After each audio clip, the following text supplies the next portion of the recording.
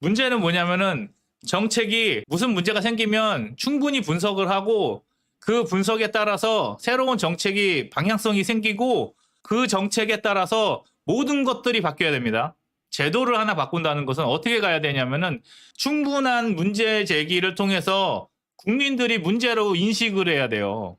그 인식하는 동안에 정부는 뭘 해야 되냐면은 그 인식이 충분히 국민들에게 전달이 되고 국민들이 공감을 하면은 그 다음에 정책을 내는 겁니다. 그 정책을 낼 때는 무엇을 이야기해야 되냐면은 기득권들에게 어떤 것을 뺏고 그 다음에 신규 진입자들한테는 어떤 것을 줄 건데 뺏는 자들에게는 어떤 것을 보상을 해줘야 됩니다.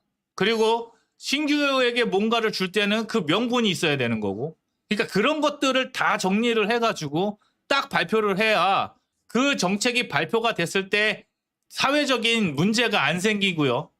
그냥 지나가는 겁니다. 그런데 이 구급 초임 300만 원이 왜 나온 겁니까? 이게 나온 이유가 구급들이 금방 그만둬서 그래요. 그 급여가 작으니까. 최저임금이 안 되니까.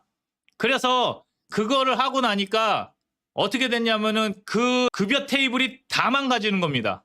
그러니까 맨 밑에만 300만 원으로 딱 올려놓고 정책이다 하고 뿌려버리니까 공무원 급여 테이블의 근본이 다 무너지는 거예요.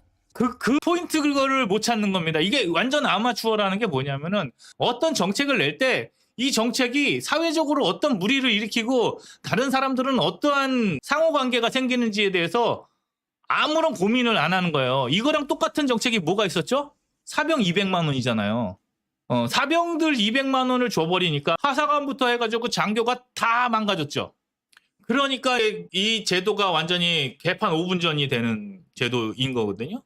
그러면은 그거를 가지고 공무원들은 뭘 해야 되냐면은 이게 이렇게 되면 이게 어떻게 될 겁니다라고 제안을 하고 싸워야 돼요. 장관이란 사람들부터 시작해가지고 다 싸워야 된다고. 근데 그들이 똑같은 거예요. 계엄하고 똑같은 거야. 계엄하지 말라고 하면은 말을 알아들어야 되는데 못 알아듣는 사람이 장을 하다 보니까 이런 결과가 나오는 거죠. 그러니까 그 사람들이 하는 거예요. 이 사회가 어떻게 흘러가고 어떤 것에다가 방점을 두면은 다른 데는 어떻게 될 건지에 대한 생각들을 안 한다고.